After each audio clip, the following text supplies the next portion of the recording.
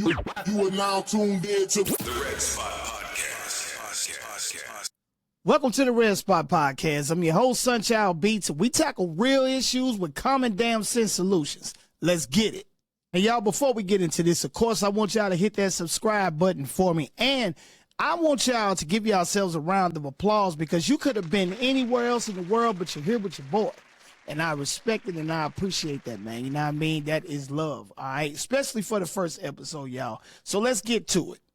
Now, I know y'all saw the video where the teens in Chicago decided they wanted to jump the mother and her daughter, okay? And this was some very, very, very disrespectful type shit. And this went viral, of course. And I do have a clip of it, but we're going to get into that later. But it went viral because it was almost astonishing, okay? Because you sitting back and you watching all of these teens who you know have parents jumping on another parent and another teen, being mad disrespectful. And then when being told that they are being disrespectful, they become even more disrespectful. Before we get too far ahead, I want y'all to look at this video. I want you to really look at this video.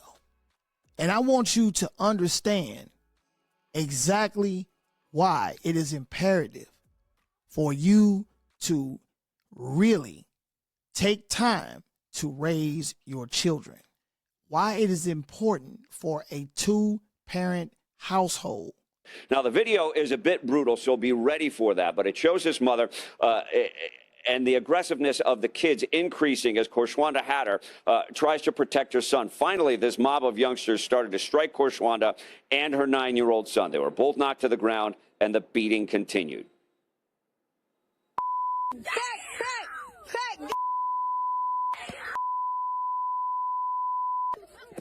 fool, let my homie go. Let my homie go. Let my mother.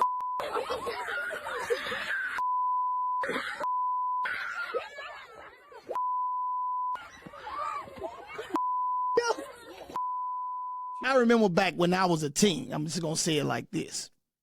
We got our ass towed out the frame. And if you know what I'm talking about, if you had one of them good country ass whoopings, you remember tow out the frame. You know what that meant. That meant you got your ass handed to you. All right.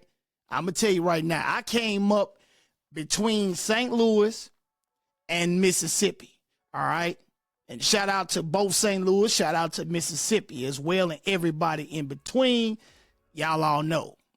But if you came up the way we came up, you got your ass whooped. And that was just it. All right. And when you went down to Mississippi, you got your ass whooped with switches and things like that. You know, that was some new shit. But me being from St. Louis, I came from a rough life. Okay. Now, I moved from out of St. Louis at an early age, probably after I got out of the penitentiary. That's a whole nother story. But it does have something to do with it because I ended up going my ass to the penitentiary because I was rebellious and disrespectful. All right. And that's exactly what happened. Because had I did what I was told, that shit wouldn't have occurred. All right. Now you look at these kids now. These kids, they didn't have the parents that we had back then. I remember when I got caught stealing from Woolworth and my mother was at work and somebody had to come pick me up. Now, all the people that was stealing, my dumb ass get caught. Okay. Now, I remember when I got caught, Tez's mama had to come pick me up. You know, my partner Tez, shout out to Tez. He stayed down the hall, okay? And his mama, Phyllis, she had to come pick me up. Now, everybody know when you live in the projects and you come up in the projects like we did, I came up in the Cochran projects, that's what made me me. You know, anywhere else I may have went after that, but my foundation started in the Cochran projects, and I am proud of that. Because of that, I learned discipline, all right? And I learned what community felt like, because being black in St. Louis, all you had was the people that were around you, all right? Other than that, you weren't supposed to be in certain neighborhoods. You know what I mean? Unless your mother lived in those neighborhoods or unless your father lived in those neighborhoods. But other than that, you know, we had to come up a rough type of way, but we learned a lot of discipline. And when she came and got me, I tell y'all, she gave me a few pumpkin heads on the way home. All right. Scolded my ass to the max. Then when I got home, my mother, she got on me. Same thing. But she went light because I had the type of mother, she really didn't like to do that. She would just say what she had to say. You know, we might catch a hand or two, but she would just say what she had to say, and then that'd be it. But when I tell y'all, because I had a stepfather, when this man got to the house, this man was a militant, okay? And anybody know anybody that's from the military, you know how they get down, all right? You talk about discipline. This man wanted the room cleaned a certain type of way. The baseboards and the walls had to be wiped. I'm talking about you could bounce a quarter off the sheets when the bed is straightened, that whole deal. The man had a police tactical belt because he was a security guard at the senior citizen building, actually, where my grandmother lived. And that would be my great-grandmother. And when this man found out what I did, let me tell y'all, this man whooped me on my legs for about a good 20 minutes. And the whole time he did, he lectured the shit out of me about why I was getting a whooping. Okay? Why I was getting my ass tore out the frame. All right? And anybody that live in the dirty South or anybody from the Midwest, anybody black, period, you knew what getting that ass tore out the frame meant. Okay? Because when you got done, you know, you found out. All right, and you had to change some things up or keep catching those. And I definitely wasn't trying to do that. But I tell you what, it taught me discipline. And the whole time he did that, the man told me that it's out of love and that he only wanted to see me succeed. And I may not have felt that way when I was getting that whooping, but you know what? At the end of the day, he was right. Fast forward to the day. These kids today, nah, they ain't got them type of parents. Because the kids today got very young parents. They ain't got the big mama no more. They don't have that type of structure. And a lot of the times, the fathers, for whatever reason, may not be in the home. So mama got to deal with these children. And if she trying to work, she trying to take care of business and everything, she don't have the time to really rear the kids the way she should be able to. And this is why it takes two. This is why there should be two parents in the home. And that's one of the reasons why children are out of the way right now, why children get beside themselves, because they don't have the family structures that we had back then. Even when we had single parents back then, we had community, and they don't have that. So because they don't have that, they tend to do whatever it is they want to do. They are raised by social media. They are raised by the streets, okay, and whatever it is they see. Because the way things are now, shit cost, the rent is high, the house notes are high, all of the bills are high, and because of the guy that's in office right now, it's even worse. Insurances are high. So parents have to really double down on getting to that money. And because of that, you know, they don't have time to really keep an eye on the children to make sure the children are acting the way that they are supposed to do. But shout out to those parents who do the best job that they possibly can with whatever their circumstances are. Okay? Out of all of that, we have to now deal with children that are not only disrespectful, but children that are completely violent. I don't care what race the children are. You have children that are of all race that get out of line. Okay, I think I saw a video where there was a little white child, all right, who was wealthy. And because he was wealthy, he was spoiled. He did whatever he wanted to do and pretty much got away with it. So when he got upset and actually mowed down some fellow teens, okay, and unalived them, And when he was charged for the crime, his mother decided, instead of teaching him what consequence meant, instead of, making sure that he attended court and whatever was going to happen, and she could have prepared him for that. But whatever it was, she decided that she was going to take off with the child. Okay, instead of letting him see that life has consequences, she decided that she was going to take off with the child and try to hide the child. The search is on for a rich and privileged teenager whose controversial affluenza defense set off a national firestorm. His lawyers able to keep him out of jail after killing 4 people in a drunk driving accident. But authorities say he's gone missing after failing to check in with his probation officer. Here's ABC's Matt Gutman. There's 4 or 5 kids. There's kids laying in ditches and streets.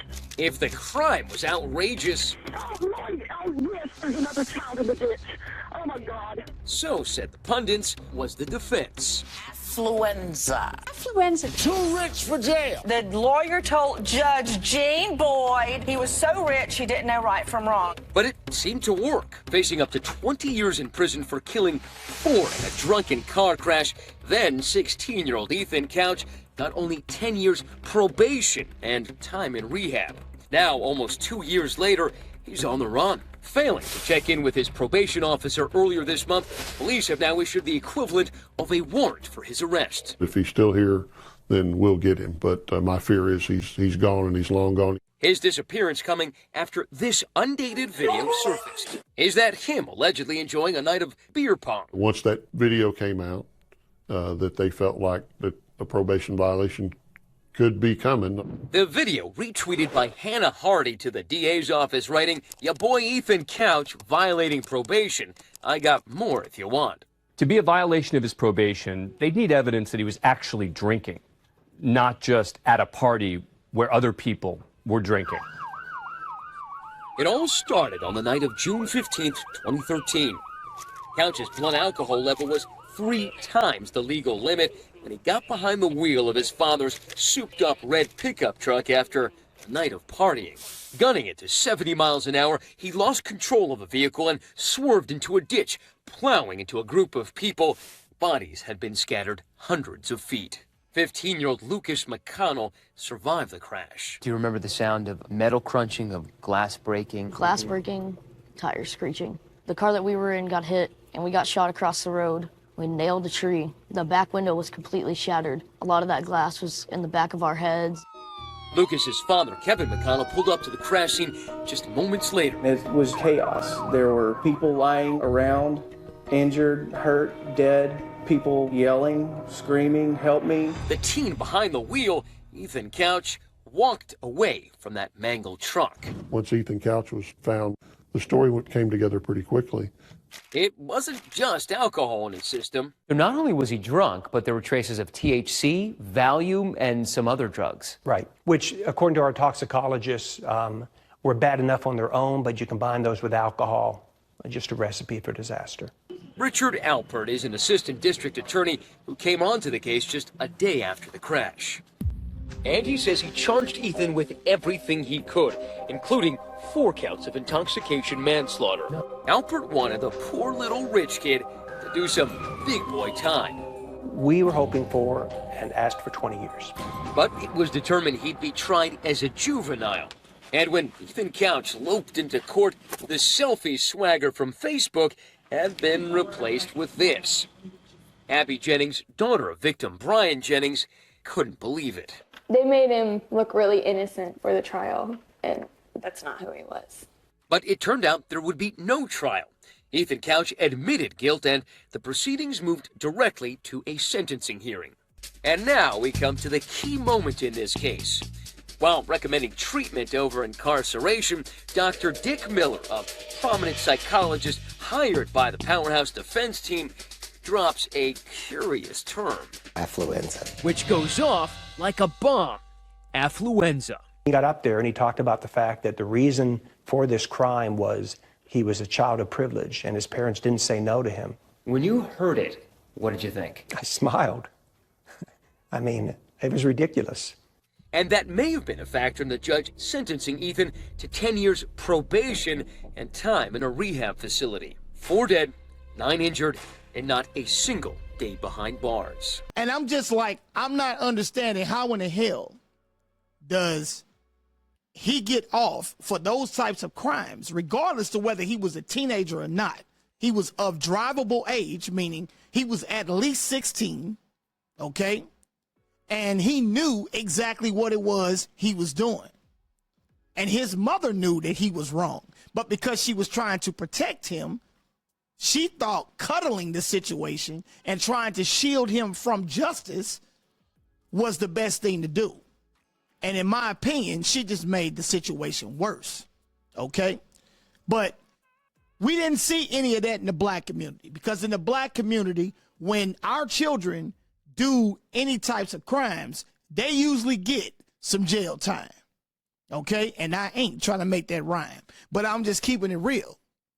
And what ended up happening in a lot of situations, especially in the black community, because of social media and the children not having the parents present the way that the parents may want to be, the children are raised by social media.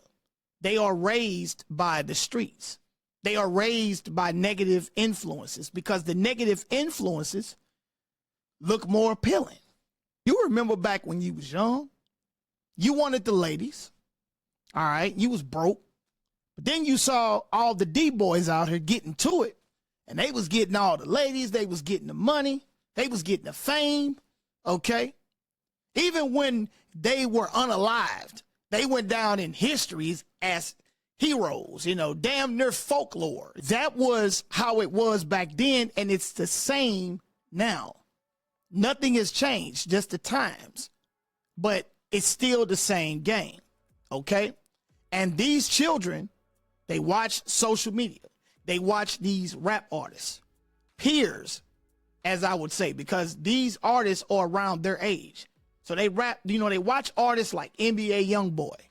They watch artists like Lil Durk and all of these other artists, okay?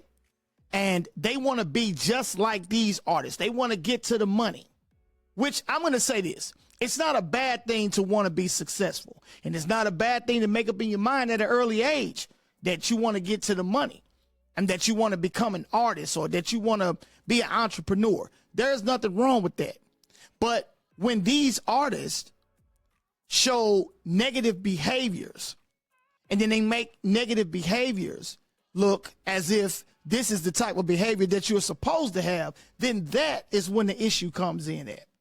And when a parent is not there to guide the child and to let the child know, hey, this may be your choice of music. However, this is not the way that you need to conduct yourself, because this is entertainment. This is not real life. And even though those artists may have came from the same backgrounds and may have been through and are still doing things that they shouldn't be doing, children need to understand reality, because reality is those rap artists, they're rich. They have people around them. They have security. They live in places that are out of harm's way. All right. And you're poor. Okay. Okay. You're not rich. You live in the hood. You live in a different situation. Your circumstances are completely different. That doesn't say that you can't change your circumstances. But if you're not taught to do that, then you're not going to do that. And I know that kids are going to make mistakes. Everybody makes mistakes. Even now, you know, I'm grown as hell and I still make mistakes. As a result of how life is now, and as a result of how times have changed, these children need a lot more than what we needed. They need a lot more love than what we needed, because this is a total different world for them. And it's influenced by social media. It's influenced by the things that go on around them. All right. You have a lot of children that come from homes that are broken, homes where the mothers are young. And when I say young, the mothers are 17 and 18 years old. I tell you, And these children, they are young, having children. And as a result, she didn't even have time to grow up. So she's still trying to grow up and still trying to live her life and still trying to learn new things while at the same time she's got to bring up this child. Now imagine you being 20 years old and you being a 20-year-old mother and you have a child at the age of 20. That means you're only 20 years older than your child. So by the time you turn 40, your child is 20. And you and your child are still mingling in the same circles. Why? Because things are not as they were back then. Back then, people that were 40 years of age, they were doing complete different things. Now you have people that are 40 and even 50 years of age walking around wearing clothes and dressing as if they are 20 years of age and hanging out and doing things that they shouldn't be doing. You take people like Birdman, all right? But shout out to Cash Money, shout out to Birdman, all right? Now, Birdman came up a certain type of way. Now, Birdman has to be at least 56 years of age, at least, okay? But yet, he still conducts himself as if he's in his 30s. His 20s. He's still walking around gangbanging, basically. Okay? And we all come from, the streets. It's no secret. But at the same time, at some point, you have to change because you are influencing the people around you. Him being around NBA Youngboy, knowing that NBA Youngboy already had a rough come up, all right, and still going through shit as a result of that. A lot of emotional damage. He's got a lot of children to take care of. But shout out to him for being a great dad because even when he's on stage, his children may come on stage. And, I give him props for that because he's still being a dad, even though he's traveling, touring, and making money. I don't think his family is complaining, okay? But at the same time, you would think that Birdman would have some more positive influence on NBA Youngboy, but he doesn't. Because Birdman, he dresses, he's still gangbanging. He may not be gangbanging in the sense of actually out there doing dirt. But I mean, when you walk around, you still do the hand gestures, it's no secret everybody see the clothes, you know what I mean? And everybody see what you're representing. And he lets that be known. And you would think that a guy at his age would be trying to take these younger people and, give them a different trajectory in life. And it's because of those types of things. The children are the way that they are. They see it as being cool. They see it as the thing to do. You have grown ass men talking about, yeah, what's up, Five? You know what I mean? Like, and talking about, yeah, that's all cap. You know what I mean? Like, we didn't come up talking like that. So you being a grown ass man, why are you trying to talk like people that are 20 years of age? And it's almost like you're trying to appeal to these younger people. Well, if you're going to appeal to the younger people, why not try to influence them in a positive way? And that is why I say the internet is a damn double-edged sword. On one end, the internet is great. You can promote, you can learn skills on it, you can voice your opinion, okay? You can strive to be creative. There's a lot of things that you can do with it. But then on the other hand, you can also be consumed by all of the bullshit, all of the violence, all of the negativity that comes with it. Even our daughters, okay? Our daughters are out here dressing provocatively, doing things that they shouldn't be doing. All right, acting in ways they shouldn't be acting in.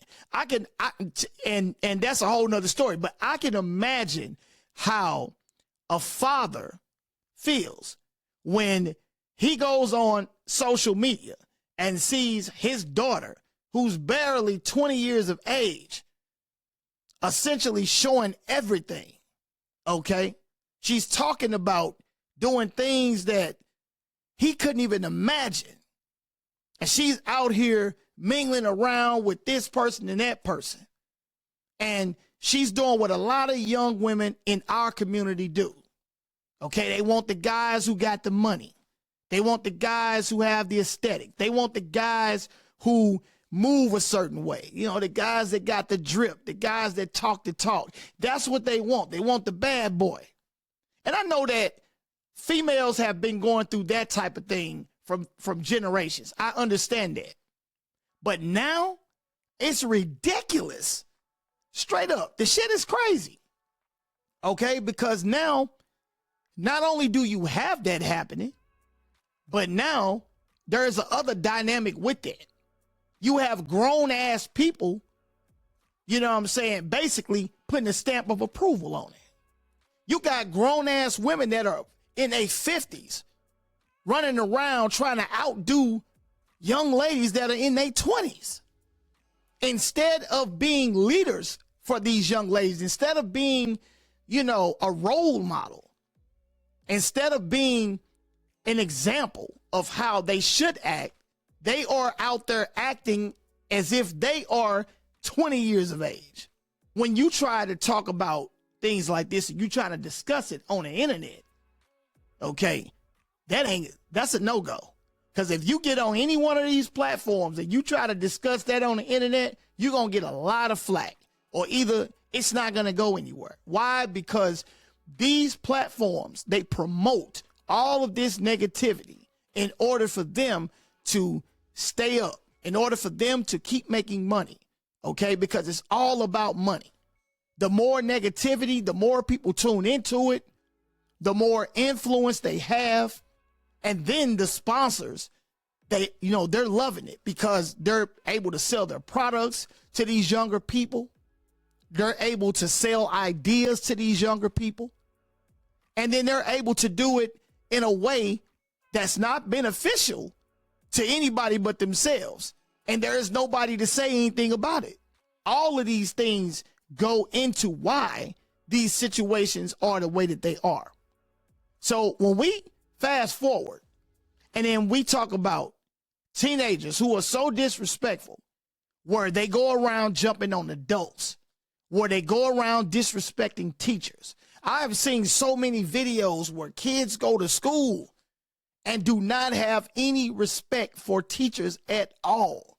These children are not taught any type of respect, decorum, or anything, because all they know is they get up every morning, they put their clothes on, and then their mama and their daddy or whoever sending their ass out the door. And essentially, the teachers and the staff are helping to raise these children. Back then, that's the way it was. Back then, you were able to get a paddle when you were being disrespectful and out of line at school. I remember one day where when I was in, I think it was the third, fourth grade, somewhere in there was this teacher named Miss Anderson. It was a black woman. She was straight from the hood, straight up. And you know she was somebody's mama. She literally tried to wash a child's mouth out with soap for saying something. He didn't even say a cuss word. He just raised his voice. See, back then they weren't having it. And then when he went home and told his parents as if his parents were going to come in and do something about it, nah, that ain't what happened. His parents co-signed that shit. See, and that's the way it was back then, and that's how we learned. But they don't have that now. If you hit somebody's children now, you're going to jail. And the community is going to be outraged. Just like the parents of these disrespectful kids become outraged when the kids are met with disrespect back. Okay?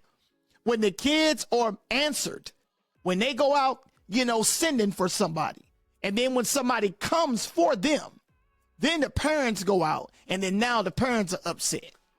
Now you mad at the system. Now you mad at the teachers. Okay? It's not your fault. It's everybody else's fault. And these parents are not understanding that that type of behavior helps to fuel shit, because now the child sees that, hey, no matter what I do, my mother is going to have my back. In almost all of these videos, I never see a father. I never see a father. And that is a huge issue. And a lot of people will say, well, the father was at work. Well, the father sometimes need to leave work and come home.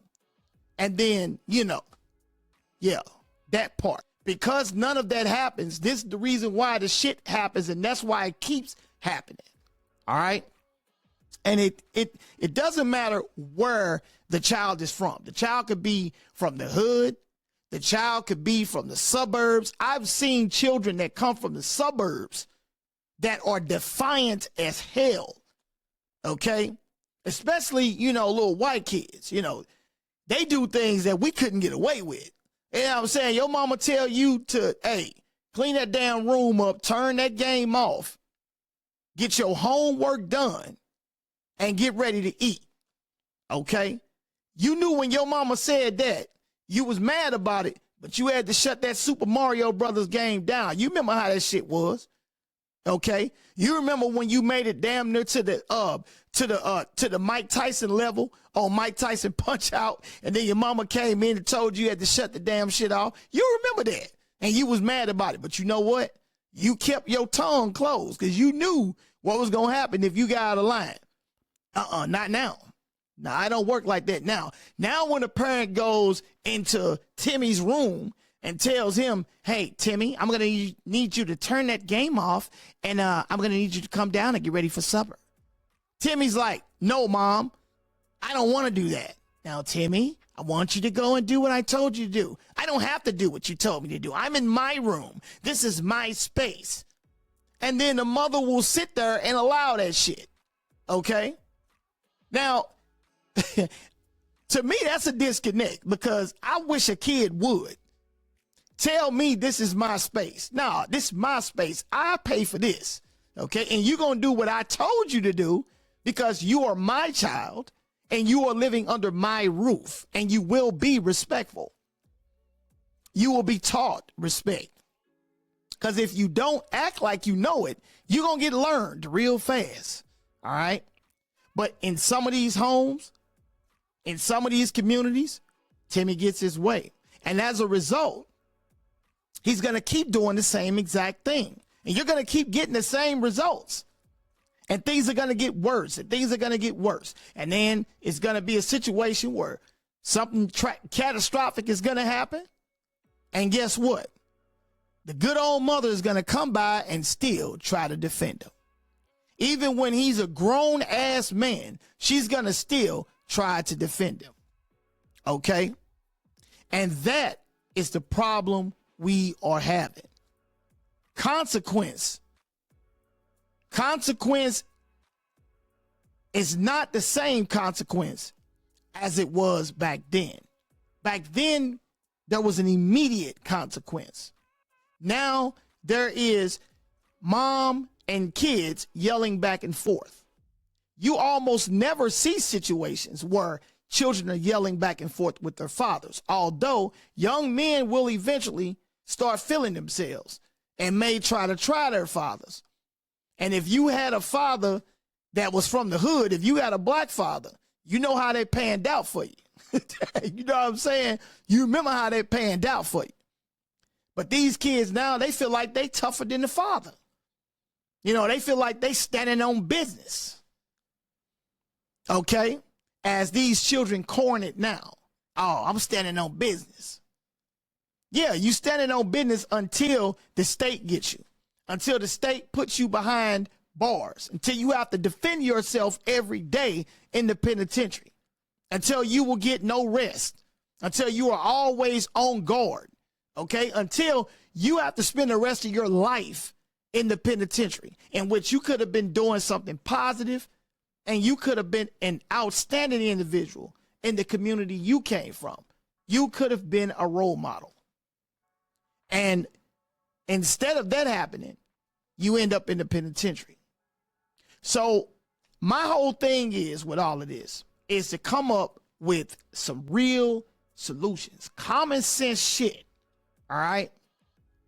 Real solutions to try to combat these types of situations. But there's a lot of different things that can be done.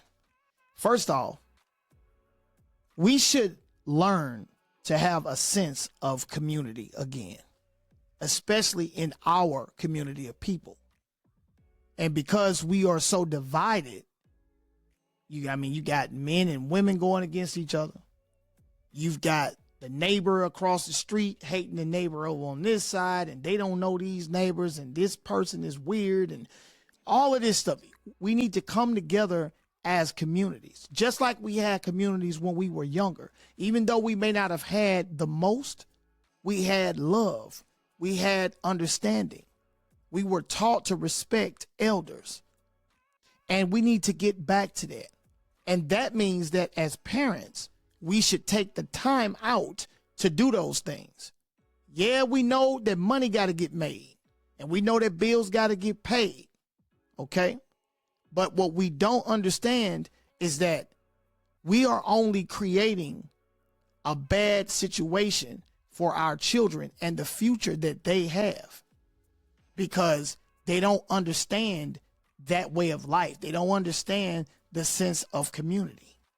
One of the things that we can do to have those types of communities is learn how to meet your neighbors.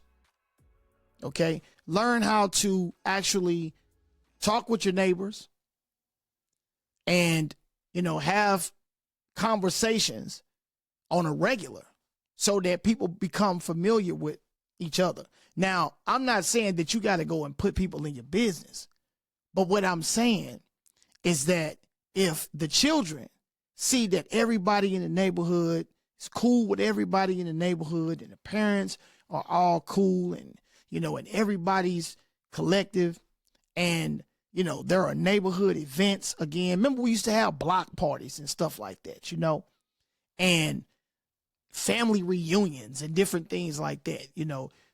If we expose the children now to those types of elements that we had, that will be one of the things that will help to, fix this situation. There's always going to be social media influence. And as time goes on, the influence is going to get worse. So we're going to need to let our children understand consequences. We need to let our children understand that this is not an assimilation. This is real life, and it is for keeps. And we need to teach our children how precious life really is, how delicate life really is, and how their life and the next person's life are both valuable. And we need to teach the children that. And we can teach those children that by acting as such. Remember when I said earlier, you got people that are like Birdman. And again, I'm not disrespecting Birdman, but we have people that are like that, people that have grown to be 50 and 60 years old, but they're still out here perpetuating negativity, and they're doing it to make money. But think about it. If you're a grown man and you're out negatively affecting your own community and the children and the younger men in your community just for a paycheck, that means you've sold out. That means it's all about money to you. And that means you don't care about the generation under you.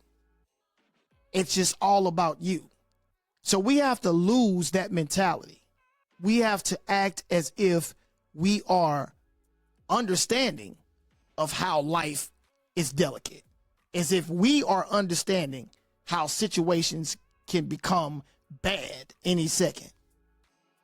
We have to teach the children that, because it's almost as if now some of these children honestly believe that if they get unalive, they're just going to respawn and come back. Even though they've seen partners of theirs get unalive and never come back, somehow in their mind, they almost feel as though, not me. It's not going to happen to me. And we have to teach the children that time and chance could happen to anybody. And we have to teach them how to be respectful. Okay? We have to teach children how to be respectful. And that's respectful of other children, respectful of other young adults, respectful of teachers, respectful of elders, respectful of parents, respect of the law. Okay?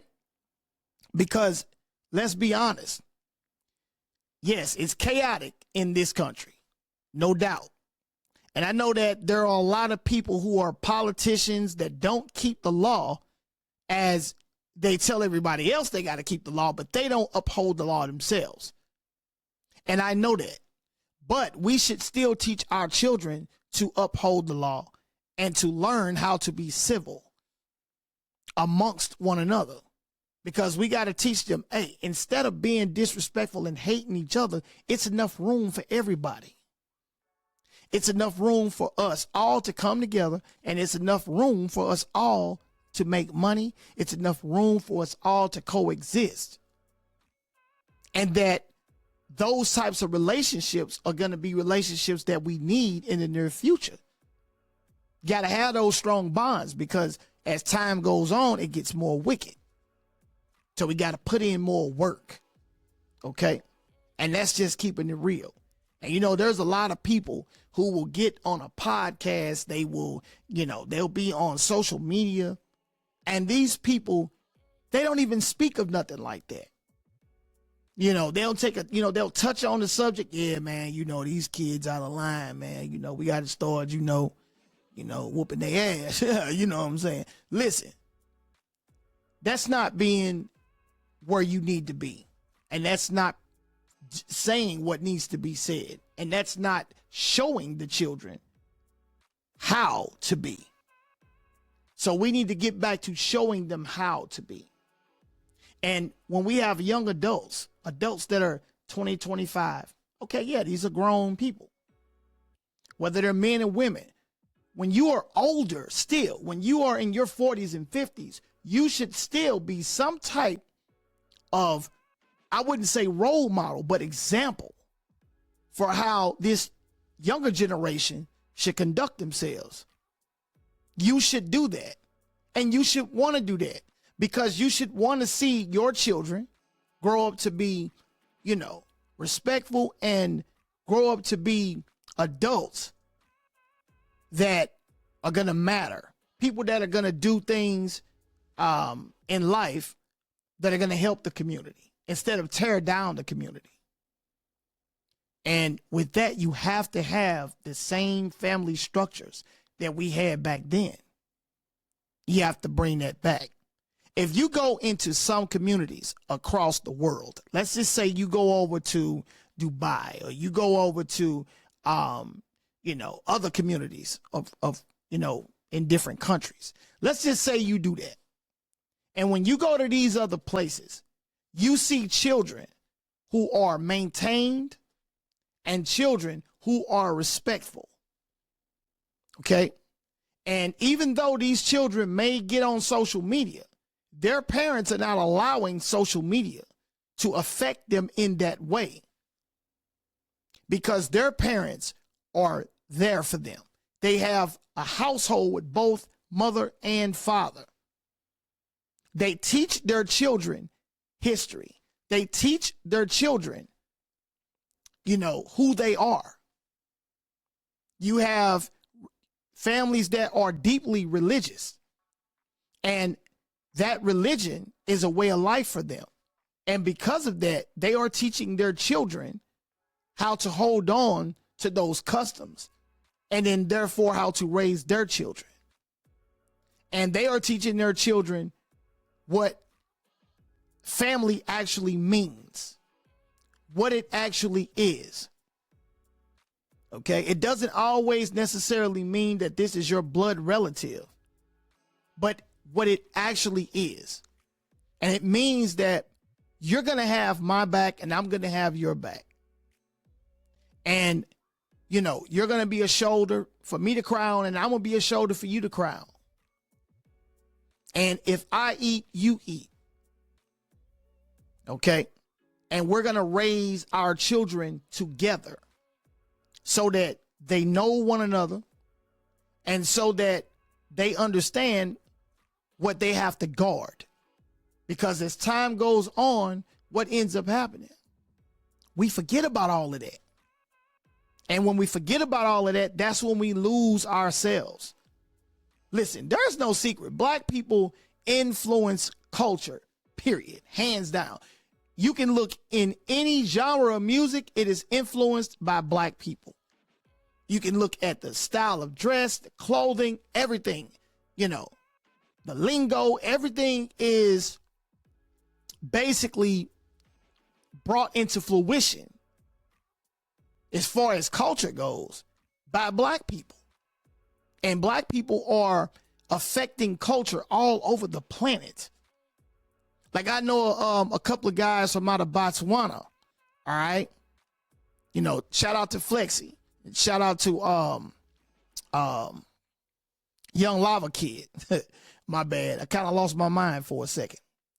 But, you know, I know in their countries, they go through the same things that the children in this country go through.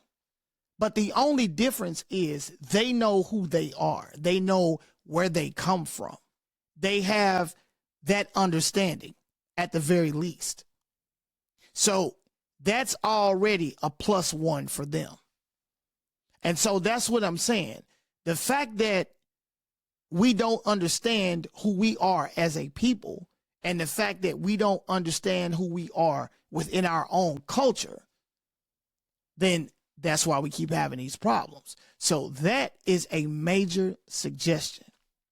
And I guarantee you, if we get back to raising our kids as a community, none of that shit will keep occurring. And you know what? Times, like I said, times are only going to get worse. They are not going to get any better, especially with, you know, the president that we have in office and with all of these different policies and the fact that, you know, we have young adults who are trying to do what the law says do, but yet and still they get caught driving, they get pulled over, they get unalived. And so children are now on the defensive, always keeping their heads on a swivel. And when you're always on guard, it causes stress. And that stress causes anxiety. And it's just a domino effect. So we have to teach them that sense of community. And that is my suggestion for it. Now, I know somebody else might say something different, but I'm just saying, coming from the era that I came from, I ended up being a cool guy. Now, I've been through some shit. I ain't gonna lie. You know what I mean? I done been to the penitentiary. I done did this and did that. And I had to bump my head a few times to learn. But I was blessed to be able to learn instead of being unalived. And a lot of our children are not getting that same blessing because sometimes the things you do are for keeps. And that's how it is. So if you got any suggestions, all right, and I mean, I say this because I want to help my community. I'm tired of sitting back and watching all of this shit go on. I'm tired of sitting back and watching this. And another thing, I'm tired of sitting back and watching grandmothers that are 40 years old now, and they are out twerking on the internet, naked damn near. Now, I know some guy might love it, okay? I understand to some degree. But what I'm saying is that a good thing? What are you saying to the generation under you? What are you saying to these younger women? Because if everything you say is about you, meaning, okay, there is a divide in the community, obviously. But then there's the divide of men and women. And then there's, okay, well, what did this man bring to the table? And I don't trust these niggas, and these niggas ain't this, and these niggas ain't that. And then the dudes are like, man, I don't deal with these, I don't deal with these bitches. You know, I mean, you know how the game go. All right. Everybody's so divided, and everybody has an agenda. What do you think the children and the younger generations that are coming up going to do. They're going to have the same type of mindset, and it's just going to be perpetuated. And social media does that on purpose. They drive a wedge between us on purpose because it is a way to keep us controlled. You don't think they know who we are as a people, all right? That's a whole nother conversation. But because they know who we are as a people, and because they know that if we come together, if we have two-parent homes and marriages, and we show those children those things, they know that we are going to become very, very, very strong and powerful. And they don't want that to happen. Because think about it. If we become powerful, what happens to them? They become obsolete when it comes to that. If they can't control us, then they feel like we run over them. You've seen history multiple times, man. Come on. Tulsa, Oklahoma. We had thriving communities where there were two-parent homes, okay?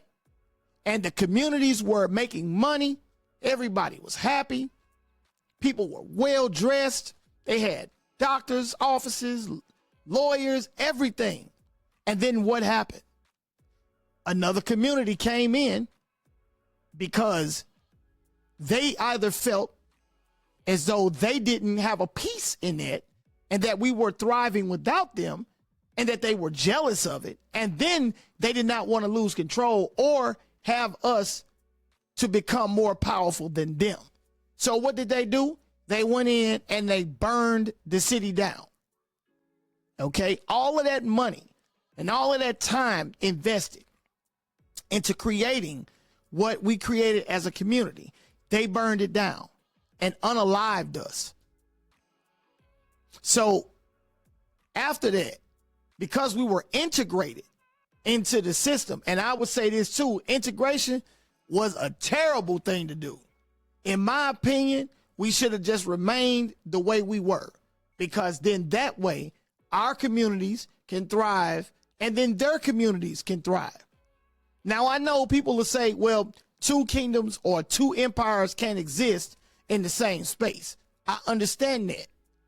But that's a consequence of kidnapping people from another country, stripping them of everything, stripping them of who they are and understanding of who they are, stripping them of their God, of their religion, of their way of life, and then bringing them somewhere and forcing them to do the will of another group of people with whom they don't even know. That right there is crazy work. And as a result of those things, Jim Crow and all of that, and then Martin Luther King coming in thinking that maybe he was trying to do the best thing to do for the black community, so he integrated us. And then he found out later that that was a terrible mistake, because when he integrated us, that was when they got control, because then they were able to use that to divide us. And that's exactly what they did. They came in, they drove a wedge. They said, hey, you know, all you black men, you can sign up for the military. You can make some money, take care of your families, you know, serve your country, blah, blah, blah, blah, blah. And black men went for it because they needed to make money to take care of their families, okay? And black men went to war, came back, and while they were at war, no telling how they were being treated. Sometimes they were treated as if they were the same. Sometimes they were not.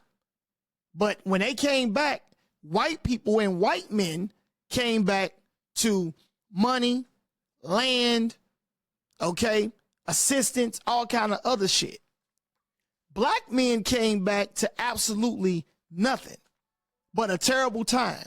Disrespect, racism, okay, getting shut out, not able to get loans, not able to get housing, not able to get land, all different types of shit. All right, being redlined, all different types of shit. And as a result, what ends up happening? The government comes in with the solution. They create the problem, they come in with the solution. And they tell the black woman, hey, look, we'll give you welfare. We'll give you money every month. We'll give you food stamps every month. We will give you free housing, okay? We will give you, everything it is that you need in order for you to be independent. They started beating in their heads independence. Independence from what? Independence from your husband. Why would you want independence from your husband? Because last time I checked, you have become one. So why would you want independence taken away? Or why would you want independence from your husband? And so as a result of all those things, that's why it made it easy for us to be controlled. Now, I will say this. There are a lot of black entrepreneurs. There are a lot of black businesses. There's a lot of black influence everywhere you look. Okay? But yet and still, that wedge they drove between us still exists. And it trickles down to the children. And when they are coming up, they're perpetuating the same thing because that is what they are being showed. Just like you had to learn from scratch because nobody came with a manual. Just like you had to learn from scratch, they had to learn the same way. They had to feel their way through life as well as you did. It's just now circumstances are way worse. The stakes are way higher. There's a lot more to lose. So with that being said, we really need to bring back the sense of community. And that is going to be the catalyst for, trying to help our children, our younger generation. Because believe me, it's about to get wicked. It ain't wicked yet. I know you think it's wicked, but it ain't. It's about to get real wicked. Okay? To the point where you're not going to want to be in this country no more. I'm going to tell you that part.